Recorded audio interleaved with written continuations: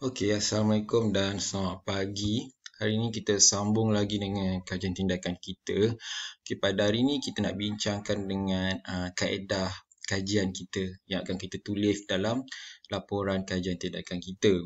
Yang hari tu pendahuluan dah bincang, tinjauan literatur dah bincang. Hari ini bahagian ketiga iaitu kaedah kajian.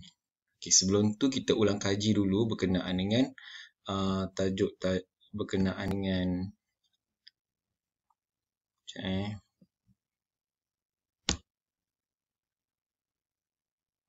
berkenaan dengan tajuk-tajuk kajian. Sebab saya dapat respon daripada cikgu-cikgu, diorang macam tak dapat nak bezakan antara kajian tindakan, kajian eksperimental dan kajian tinjauan. Jadi kita ulang kaji sikit je hari ni. Sekejap je saya sentuh.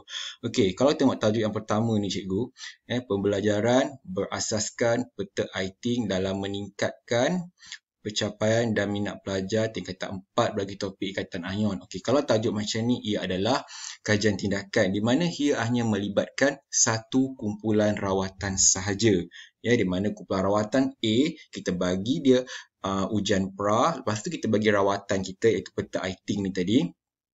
Okey, lepas peta Eyting ni tadi, lepas tu kita bagi ujian post apabila telah selesai kita punya rawatan tadi tu. Nak ukur minat ni pula ada dua cara. Mungkin pertama kita boleh bagi soal selidik, yang kedua kita boleh bagi temu bual.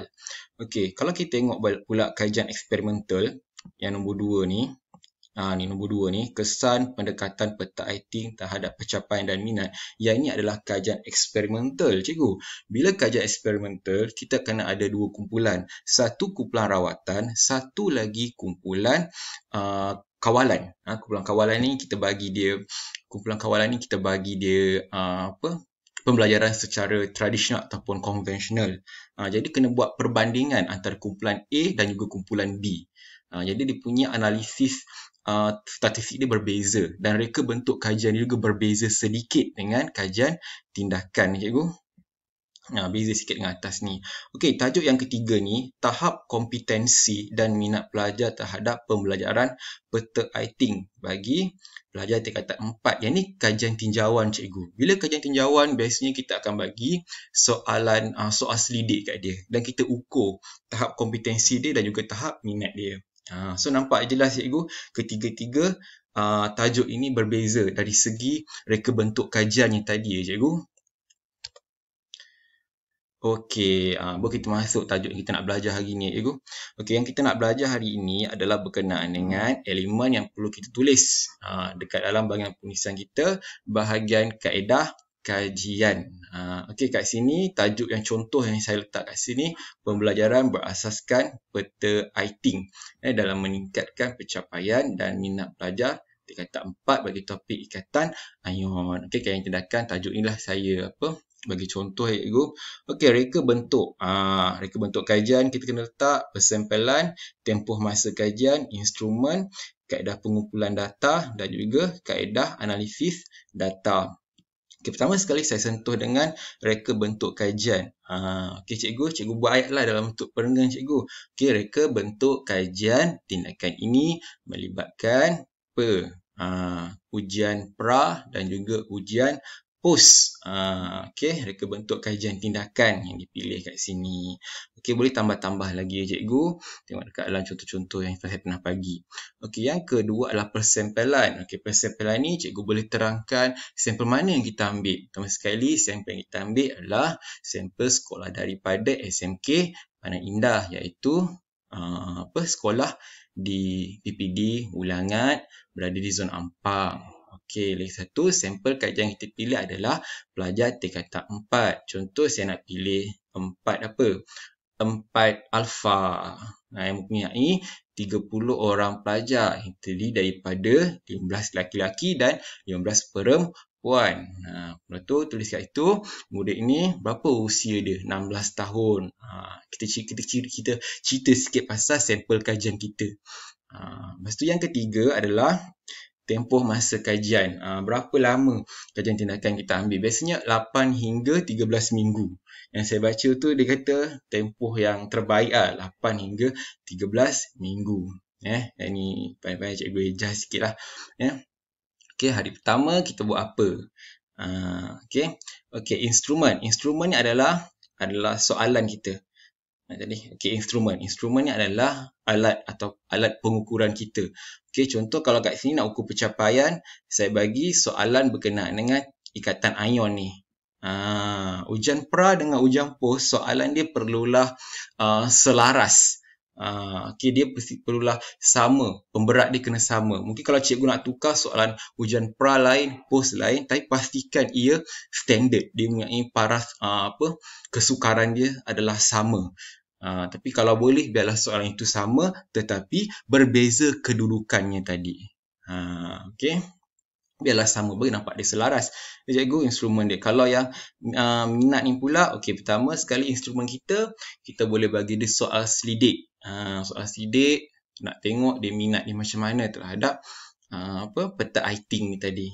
Lepas habis kita bagi rawatan, dia dah habis sesi dia tu. Ataupun kalau cikgu nak buat kualitatif, cikgu boleh buat temu bual. Tapi jangan tak tahap. Kalau tak minat, kalau kualitatif kita meneroka, gunakan dia punya yang objektif kajian dia tu, tulis meneroka minat pelajar terhadap pembelajaran peta iting.